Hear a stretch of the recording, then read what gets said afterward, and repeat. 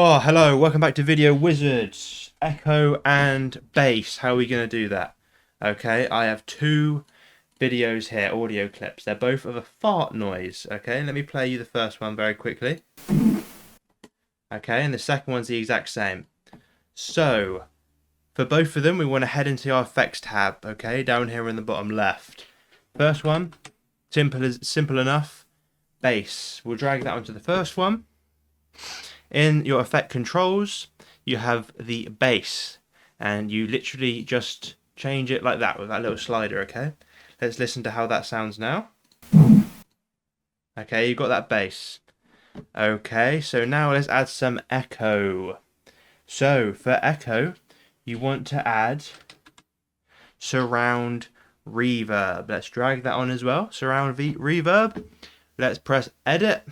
And the first thing we want to do is actually hear it. So let's listen to it again.